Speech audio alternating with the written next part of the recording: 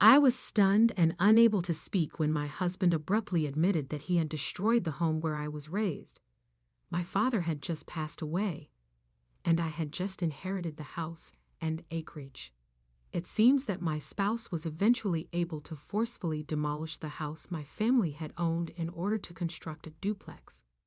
Although I was saddened and sobbed in anger over the loss of my childhood home, which had many priceless family memories, Joe simply made fun of me by stating that, although it was difficult to demolish it myself, I was happy that the site had been cleared. I go by Sarah. At the age of 27, I live with my spouse, Joe, who is 3 years my senior. We are childless at this time. I worked and lived in our family home with my father prior to our marriage.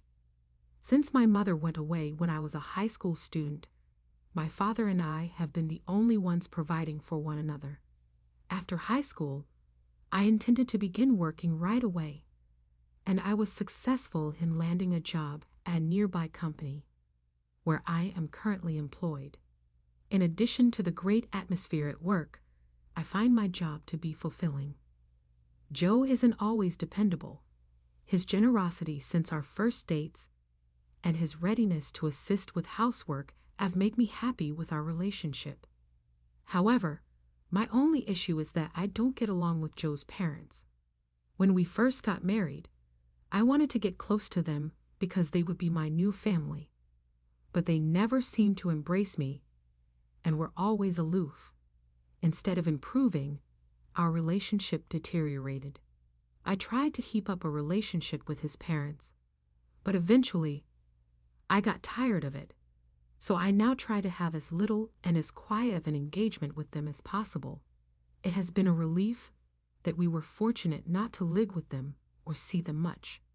The stress of living together could have had a negative impact on my health. Furthermore, it was really helpful to me that my father lived in the same city as me. I was concerned about Joe's connection with his parents, but I thought we had so far avoided serious issues and hoped that our married life would remain calm. But lately, my father unexpectedly died of an acute myocardial infarction, and I was left without his emotional support indefinitely. My father passed away unexpectedly, and I was so devastated that I frequently went to the family home after the funeral to mourn by myself. I understood, however, that I couldn't grieve indefinitely given my work and life with Joe. I only recently started to accept how I felt following the passing of my father. I was stunned and unable to speak when my husband abruptly admitted that he had destroyed the home where I was raised. My father had just passed away, and I had just inherited the house and acreage. It seems that my spouse was eventually able to forcefully demolish the house my family had owned in order to construct a duplex. Although I was saddened and sobbed in anger over the loss of my childhood home, which had many priceless family memories, Joe simply made fun of me by stating that, although it was difficult to demolish it myself, I was happy that the site had been cleared. I go by Sarah. At the age of 27, I live with my spouse, Joe, who is 3 years my senior. We are childless at this time. I worked and lived in our family home with my father prior to our marriage. Since my mother went away when I was a high school student, my father and I have been the only ones providing for one another. After high school, I intended to begin working right away, and I was successful in landing a job at a nearby company, where I am currently employed. In addition to the great atmosphere at work, I find my job to be fulfilling. Joe isn't always dependable. His generosity since our first dates and his readiness to assist with housework have made me happy with our relationship. However, my only issue is that I don't get along with Joe's parents. When we first got married, I wanted to get close to them because they would be my new family, but they never seemed to embrace me and were always aloof. Instead of improving, our relationship deteriorated. I tried to keep up a relationship with his parents, but eventually, I got tired of it, so I now try to have as little and as quiet of an engagement with them as possible. It has been a relief that we were fortunate not to live with them or see them much. The stress of living together could have had a negative impact on my health. Furthermore, it was really helpful to me that my father lived in the same city as me. I was concerned about Joe's connection with his parents, but I thought we had so far avoided serious issues and hoped that our married life would remain calm. But lately, my father unexpectedly died of an acute myocardial infarction, and I was left without his emotional support indefinitely. My father passed away unexpectedly, and I was so devastated that I frequently went to the family home after the funeral to mourn by myself. I understood, however, that I couldn't grieve indefinitely given my work and life with Joe. I only recently started to accept how I felt following the passing of my father. The now uninhabited family home and its land fell to me to inherit. My mother had already passed away, and since I have no siblings, my father's estate naturally passed to me. After completing the inheritance procedures for the land, Joe and I started discussing the future of our home. My father had told me before he passed, "Sarah, after I'm gone, you can use this house and land however you wish." Therefore, the future of the now vacant family home was up to me to decide. That house was a precious place where our family had spent time together, filled with countless memories. For this reason, I had no intention of selling the land or demolishing the house at this time, although it would incur property taxes. I wanted to maintain the status quo for the time being, occasionally cleaning the house and reminiscing about the time spent with my family in front of my parents' photographs. However, Joe had a different opinion. He was pleased, as if the inheritance was his own, saying, "It's a waste to leave it as it is. You've acquired good land, so you should make effective use of it as soon as possible." Joe was eager to use the land where my family home stood, and our views were completely at odds. Indeed, the family home was conveniently located within a proper distance from the station, surrounded by facilities like shopping centers, making it geographically attractive. The house, built before I was born, also showed its age, and some parts were deteriorating. However, one of the options I considered for the future was to renovate this house if we had children, so I just couldn't accept Joe's proposal. The reason was his attitude of treating my family home as if it were his own property and pushing things forward forcefully. Additionally, my in-law shared the same stance. Upon hearing about the house, discussions had been had multiple times, as if the entire in-law family would eventually move to that land, making me, the heir, feel left out. Seeing Joe and my in-laws getting overly excited made me fear that the house would be handled carelessly. Therefore, I emphasized to Joe time and again, "Listen, that house and land are mine, not yours or your parents', so please don't proceed with any plans on your own." However, Joe just casually responded to my concerns with, "It's okay, Sarah. You worry too much." He never truly listened to what I had to say. I thought he was a kind person, despite his unreliability, but his attitude changed the moment I inherited my father's estate, hardly taking my words into consideration during our discussions. As a result, I began to harbor doubts about Joe, and my distrust grew stronger day by day.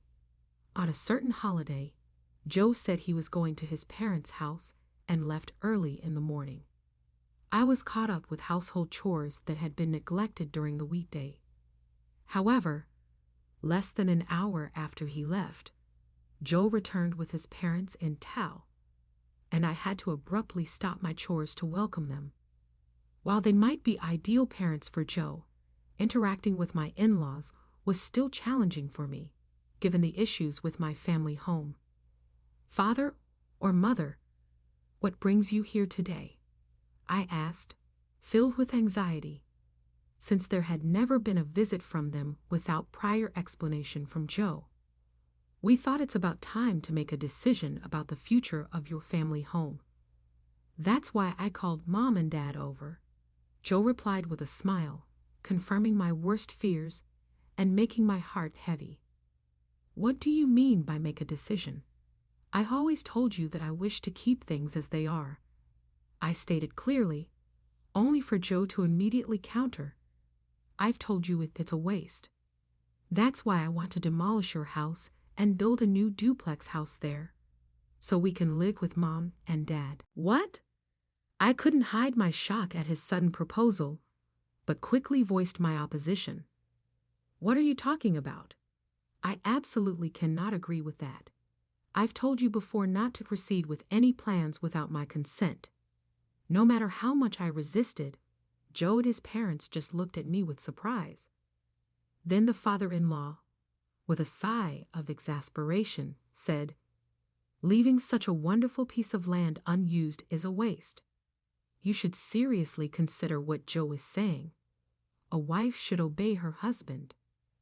I didn't have the courage to point out that Joe had never seriously considered my opinions.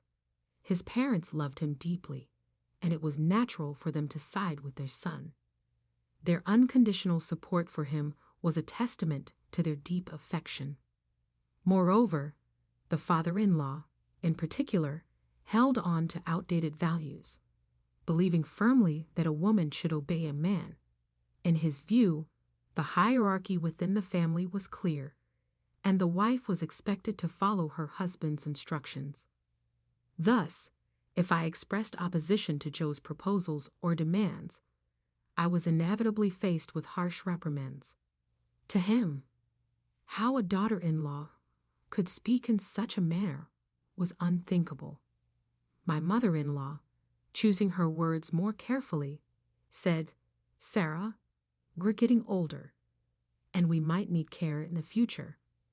Considering our future lives, living under the same roof as Joe and you would be ideal. That way, we can have peace of mind, knowing you're close by." However, behind her calm expression, I sensed an expectation for me to take on the household chores and daily tasks that come with living together.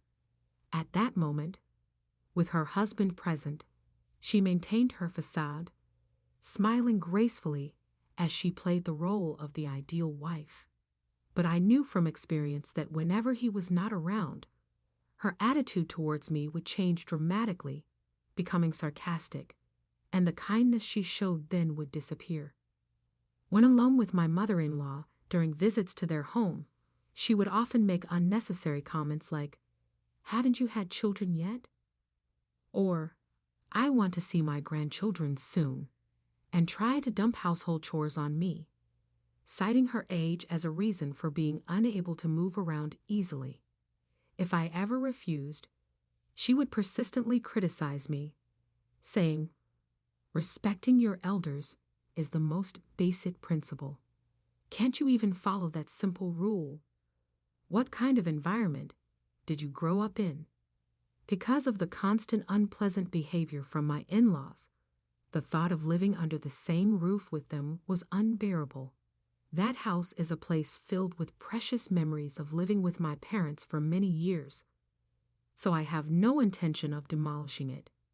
"Please leave it as it is for now," I repeatedly pleaded, with no intention of changing my mind. Yet Joe and his parents showed no signs of giving up easily. Such a stubborn daughter-in-law. Considering the future, we should build a duplex house to live together. Your parents are no longer in this world, so you should dedicate yourself to us now, my mother-in-law said dismissively regarding my parents with her words. I managed to compose my expression despite almost frowning at the statement. Ultimately, that day ended with both parties merely asserting their opinions, leading to no substantial dialogue, and my in-laws left, somewhat untold. From then on, Joe and I continued to have disagreements about my family home and its land. The current house is too small, and considering the possibility of having children in the future, wouldn't it be better to build a bigger house? Joe consistently insisted on building a duplex house, refusing to budge from his position. Behind his argument, it was clear that he was using the prospect of children as an excuse, when in reality, he wanted to live comfortably in a spacious house with his parents. While I could understand the desire to live with one's biological parents from a future perspective, I never gave a positive response to it. I was convinced that living together with my in-laws would inevitably lead to more troubles. Therefore, aside from the demolition of my family home, I strongly opposed the duplex house idea every time it came up. As a result, Joe would always become irritable. Over time, our marital relationship gradually deteriorated, passing without any meaningful discussions. Even amidst such circumstances, I made time to visit my childhood home, cleaning and spending time in memory of my parents. However, as work became busier, I couldn't visit it for about a month. Consequently, I decided to move my parents' portraits to our current residence. I hadn't mentioned moving the portraits to Joe. Recently, our conversations had quickly turned into arguments, so I decided to keep this matter to myself. However, this decision would later prove to be the right move for me. After a busy period at work ended, I was looking forward to relaxing the following weekend. I was expecting a peaceful break, but that morning, my in-laws appeared at our house without any notice. It had been a while since we last saw each other, the previous occasion being when we argued about my family home. This visit was also unexpected, with no prior notice from Joe or his parents. Strangely, my parents-in-law were in a very good mood, looking at me happily alongside Joe. "Today we have something important to tell you, Sarah," said my mother-in-law with a smile. I had a feeling that this news wouldn't be good for me. "What is it?" I asked. Joe stood in front of me and calmly announced, "I've already demolished your family home." I was speechless with shock at that moment. The statement seemed like a bad joke, but seeing Joe and my in-laws smiling smugly forced me to accept the harsh reality. "Why would you do such a thing?" I demanded, but Joe continued to laugh off my question with a calm demeanor, as if mocking me. Astonishingly, Joe had demolished my family home without my knowledge or permission during the month when I was too busy with work to visit. It seemed he had taken advantage of my absence. It was tough to do it myself, but in the end, I'm satisfied with having cleared the land, Joe said, pretending to be tired. He had spared the expense of hiring a professional demolition company, borrowing heavy machinery from his father, who runs a small factory and owns several pieces of heavy equipment. His father, willing to fulfill his son's wish, had provided the machinery without hesitation and helped clear the land. "How could you do something like this without permission?"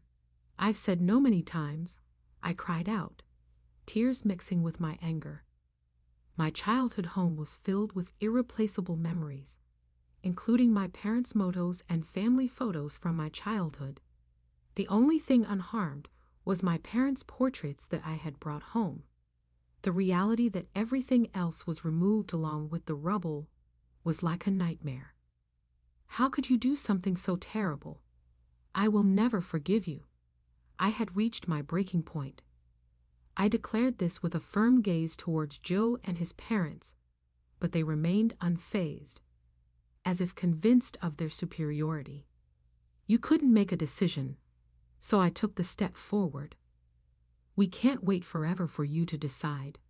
Joe arrogantly justified his actions as if they were entirely rightful. Then he added with a loud laugh, "That's why I took over your family's land." Hearing Joe speak so proudly, as if he were the rightful owner of the land, my anger turned to disappointment. I could feel my love for Joe rapidly fading. It seemed neither Joe nor his parents understood the gravity of their actions, and I let out a heavy sigh. What are you talking about? When did I ever transfer that land to you? Since no formal procedures had been completed, that land was still mine. Joe appeared not to fully grasp the significance of my words, wearing a puzzled look, and his parents had similarly confused expressions. I had no memory of transferring those rights to Joe, as no formal registration of the property transfer had been completed. Thus, demolishing someone else's property without permission constitutes a legal violation. You might not know since you didn't go through a professional agency, but what you did can be legally penalized, I declared. At these words, Joe's complexion changed. If he had commissioned the demolition work to a legitimate company, this situation would never have arisen. I intended to show no leniency towards my husband, Joe, on this matter, and continued, even if we are married, demolishing someone else's property without permission, especially using your father's company's machinery, is against the law. I intend to take legal action on this matter, I emphasized. I had researched property law previously in case of any issues with the land I inherited from my father, never imagining Joe would go this far. Mentioning the use of the machinery, the usually calm father-in-law raised his voice in response. Wait a minute.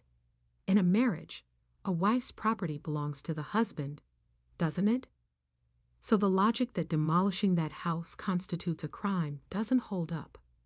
I'll repeat, I am the rightful owner of that house, not Joe. I neither agreed to its demolition nor was I informed about such plans. What he did is clearly illegal, and I will be reporting this to the police.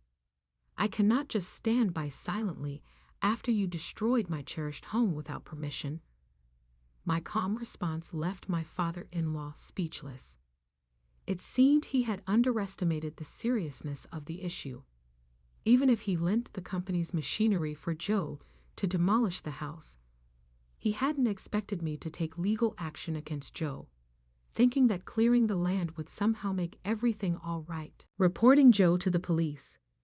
You are his wife. Thinking about such a terrible thing seriously is problematic, isn't it? My mother-in-law exclaimed in panic. The real problem is you demolishing someone's house without permission. This isn't the kind of issue that can be resolved by hiding behind our marital status, I countered coolly. Then I pulled out my smartphone and showed Joe the screen where I had searched for legal information. The screen displayed details about the crime Joe had committed. Your actions constitute criminal damage to property. This means a prison sentence without a fine, and you will be going to jail. Going to jail? His father panicked, and his mother let out a small scream. Wait, please think it over. We're married, Joe said, turning pale and clinging to me. However, I firmly pushed him away, saying, Don't use the fact that we're married as an excuse. Because of you, my childhood home no longer exists. You destroyed all its memories. I'll be contacting the police now, I stated clearly, deciding to report to the police on the spot. At that moment, Joe seemed to finally understand the seriousness of his actions. I'm going to be arrested. No way, he muttered in a trembling voice, collapsing in despair in front of me. Later, Joe was arrested, and I moved out of the house we shared to find a new place near where my family home once stood. Although I initially thought about divorce immediately, Joe refused, leading to prolonged negotiations through legal professionals. Thus, I considered a mediated divorce through family court. In the meantime, I hired lawyers and a private investigator to gather information on Joe's actions and background. The collected information revealed that Joe had frequently visited nightlife districts for years and had multiple loans hidden from me. It appeared he had been anticipating inheriting my estate from my father to settle his debts using my assets. Hearing this truth left me speechless. Furthermore, Joe had discussed this debt issue with his parents, and unbelievably, they had become guarantors out of love for their son. After Joe's arrest, the repayment of the debt began to falter, and my in-laws were chased to fill the gap. Out of the blue, I received a desperate call from my mother-in-law. "Sarah, please help," she pleaded over the phone. When I asked why, she directly sought financial assistance. The pressure to repay Joe's debts had increased, and they were struggling to make ends meet. "Sarah, you have the inheritance left by your father, right? Could you possibly share some of that money with us?" was her audacious request. I couldn't bring myself to seriously consider such an unreasonable request and coldly refused, saying, "That's impossible. Please resolve this issue yourselves," before ending the call. Anticipating further calls, I decided to block my in-laws' number. At that moment, I haven't shared my current apartment address with them, and don't expect them to visit directly.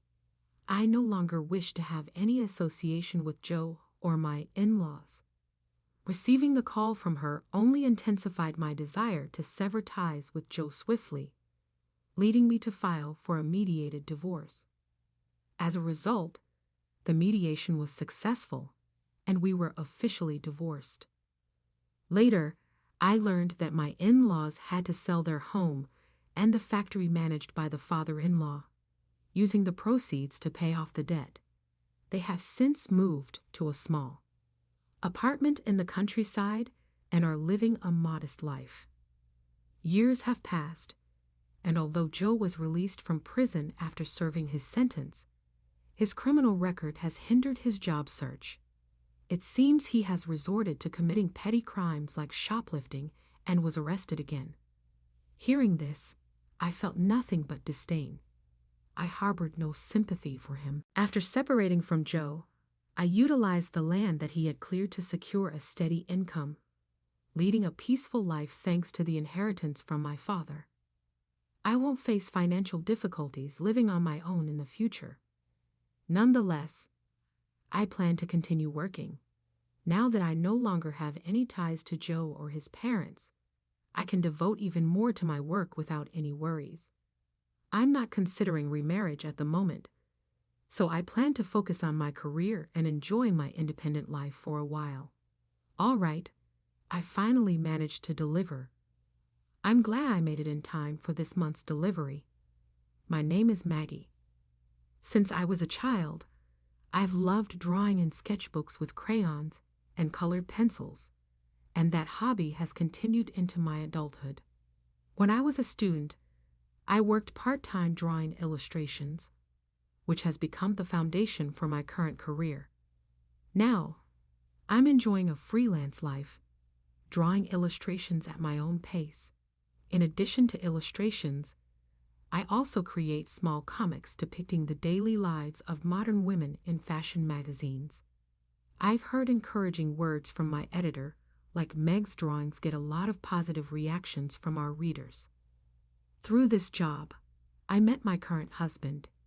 He held an important position at a major publishing company I was associated with, and initially, our relationship was strictly professional.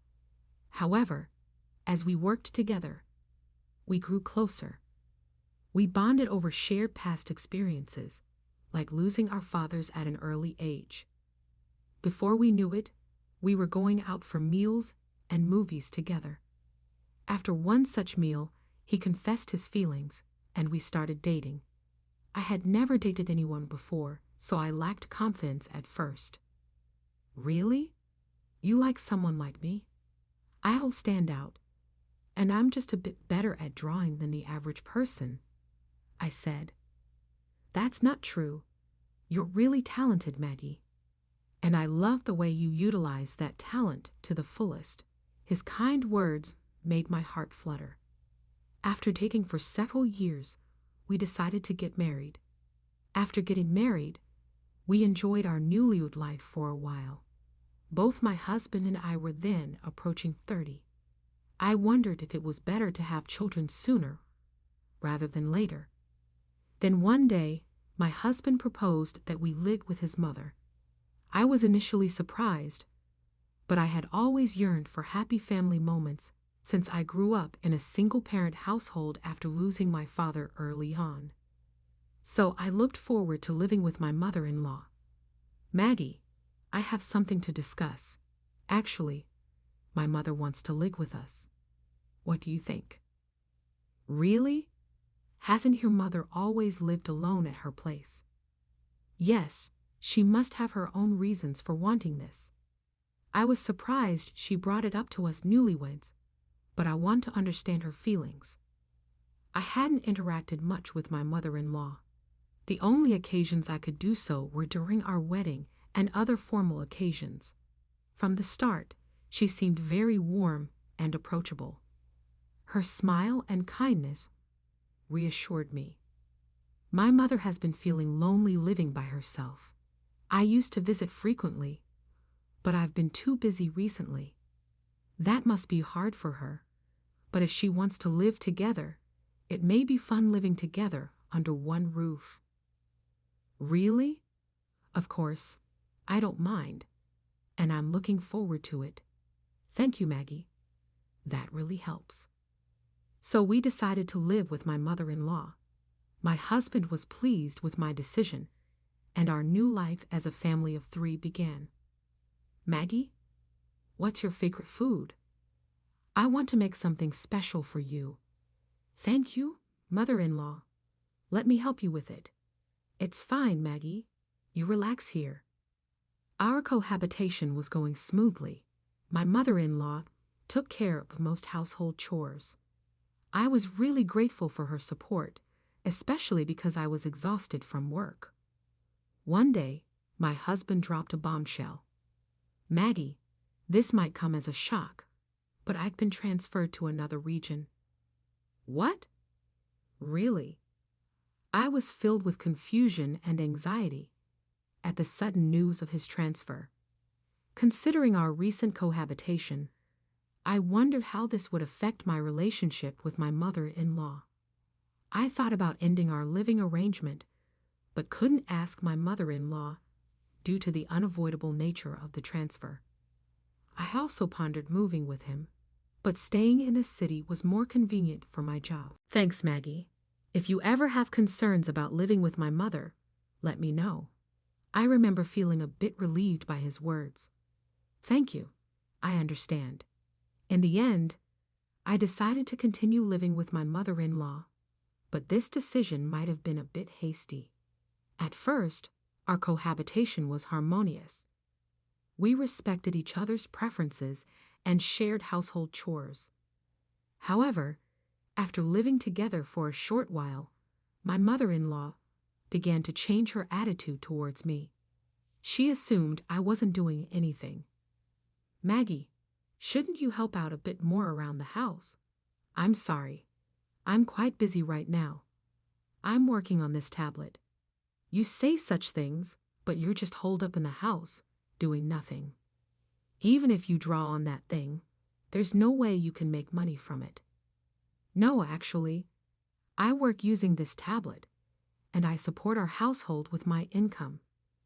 I've explained many times that I work from home, but my mother-in-law didn't believe me. She misunderstood me as a freeloader and asked me to help around the house. I intend to help with household chores as much as I can, but I'm busy with work and can't always help. So I contribute by putting at least $3,000 from my income into the household every month. That's the money my son is giving you, isn't it? There's no way you can pay that amount yourself. No, that's not the case. I tried to explain again, but my mother-in-law wouldn't accept what I said. Despite explaining multiple times that I was contributing a significant amount from my income, even though I couldn't help more with the chores, she continued to ignore my words. It was futile, no matter how politely I tried to explain. As time went on, her attitude towards me hardened, and she began to berate me. She has never worked since getting married. She occasionally goes out shopping or for lunch with friends, but primarily stays home. Despite this, she was relentless in demanding that I help more around the house, even when I was working hard to support the family. As a result, it sometimes affected my work and caused inconveniences to my colleagues. Under these circumstances, it became difficult for me to maintain credibility and continue working. I needed to find a solution. Then one day, while I was working in my room, my mother-in-law called out, "Maggie, come to the living room for a moment." I headed to the living room, tablet in hand, to find not only my mother-in-law, but also my brother-in-law and his wife. Still holding that tablet. "What are you doing?" "I'm drawing, Maggie." "You still love drawing even as an adult, huh?" My brother-in-law, whose demeanor and attitude were the polar opposite of mine, remarked sarcastically. He was always self-centered, and we've had many clashes even before my marriage. Probably because of this. "I'm actually working on this tablet right now." "Work? You're just doodling, right?" Lol. My sister-in-law, with her usual domineering attitude, always looked down on me and threw snide remarks. "No, I'm drawing as a job. We heard from our mother that you can't do household chores or work properly. So can't you just leave this house? From now on, we're going to live with Mom." They ridiculed and berated me. My mother-in-law looked pleased with the scene. It hurts to be treated this way by family. Since I had urgent work to do, I needed to focus on my tasks, but my mother-in-law didn't like my attitude. "Why are you ignoring me?" "How rude, especially with that tablet," she yelled. "Wait, mother-in-law, what are you?" Suddenly, she snatched the tablet from me and slammed it on the floor. "Why? Why would you do that?" To add insult to injury, my brother-in-law and his wife gleefully stomped on the tablet. The tablet screen cracked in several places, and it wouldn't even turn on. Holding the broken tablet, I was shocked to realize I couldn't continue my work. I tried several times, suppressing my anger, to restart my work, but the tablet wouldn't revive. This incident made me realize that continuing to live with my mother-in-law was no longer feasible. So I shared the incident over the phone with my husband. He was silent for a while, presumably in shock, but then repeatedly apologized. I didn't intend to blame my husband, but I was moved to tears by his kindness. When I told him that I wanted to live with him, and not at his parents' house, he was happy. I had previously been worried about living in a remote location due to his transfer, but now I felt that being with him was more important. After deciding to move out, I immediately started preparing to relocate. But during this busy time, a surprising event occurred. Suddenly, my mother-in-law, brother-in-law, and his wife came to see me. Why are you here all of a sudden?" "I'm quite busy right now," I exclaimed in surprise. "Maggie, we heard you've been contributing $3,000 monthly. We're truly sorry about the other day. We didn't know until our son told us. We had no idea you were contributing so much."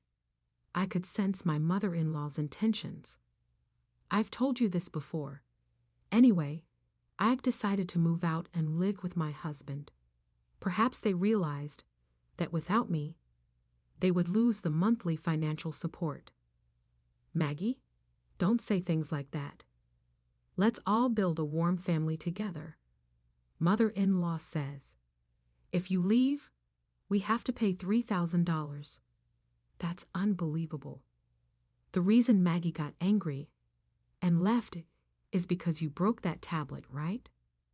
"What are you talking about? It was Mom who broke the tablet first. Besides, all this happened because of Mom's misunderstanding." "That's right. It's not mother-in-law's fault." Maggie doesn't do housework or work. She just stays in her room all the time. In fact, it wasn't Maggie who was contributing money to the household. An argument started between my mother-in-law, brother-in-law, and his wife. For me, this argument was very bothersome. Without paying any attention to my mother-in-law, I continued with my moving preparations. Adding insult to injury, she said, "Maggie, I have a favor to ask. Without $3,000, we can't make ends meet. Even if you move to M's place, won't you continue to send us living expenses?" She looked apologetic. Why would I give money to dissolve our cohabitation? I chuckled a bit. Don't say things like that. What should I do from now on? My mother looked troubled. That's absolutely impossible. I shook my head. I don't have any money. Huh? I was putting $3,000 into the household every month, right? I thought that was more than enough for living expenses. After a moment of silence, my mother-in-law confessed, "I spent the money at a nightclub." I was lost for words. "You went to a nightclub? Mom, are you out of your mind?" My brother-in-law also angrily retorted, "Please, can you support my nightclub expenses? After losing my husband, I've been trying so hard to live by myself. You can sympathize with me, right?" My mother-in-law looked like she was about to cry. "Absolutely not." I sighed deeply. My sister-in-law nodded in agreement. My mother-in-law's shoulders dropped. She was probably shocked at the idea of stopping her visits to the nightclub. However, I had no intention of helping her. "Maggie, I'm sorry for the trouble my mother caused. Let's get along from now on." My brother-in-law apologized. "That's impossible. I don't want to live with her and her family." But I firmly refused. After that, I started a peaceful life at the new location where my husband was transferred to. Now we are enjoying our days in a serene town, and I can work peacefully. During this time, a thought suddenly crossed my mind. The bomb that I had left at my in-laws' place. Just as I was wondering about it, I received a call from my mother-in-law. "Oh, mother-in-law, what's the matter?" "Maggie, what's the deal with the comic you drew?" "What about the comic I drew?" "You know, the comic you drew is all about our family, right?" Maybe. It was apparently the comic I drew that caused a big uproar at my in-laws' house. It realistically depicted the treatment and words I received from my mother-in-law and the couple, and it seemed to resonate with people of my generation. Although I changed the names of the characters, some relatives knew I was a comic artist, and someone apparently realized it was about my in-laws. My brother-in-law, his wife, and mother-in-law seem to be under fire right now because of you, Maggie. Everyone knows our secrets. What should we do? But Karen, secrets like this are bound to come out eventually. Now, how can we face everyone? They even found out I was going to a nightclub. It might be difficult, but please resolve it yourself. How cruel. Feeling a bit refreshed at my mother-in-law's outcry over the phone, I learned that the family faced many difficulties afterward due to the contents of my comic.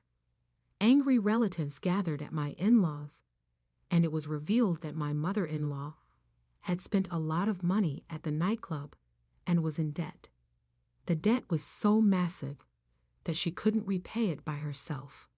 My in-laws had to sell their house to repay the debt, and my mother-in-law started living with my brother-in-law and his wife.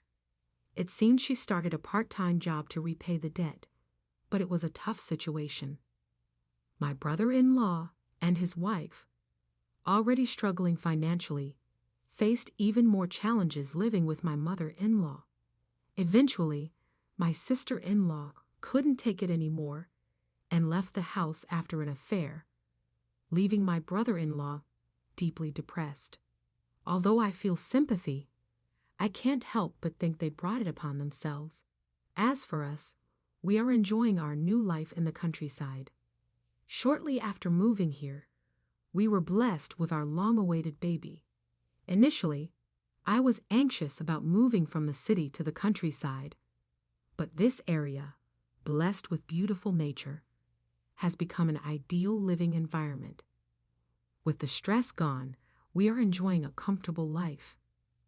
Furthermore, my previous comic was well received, leading to a new fashion magazine job. So both my personal and professional lives are progressing smoothly. I can't help but feel grateful to my mother-in-law and her family for the opportunity to move forward.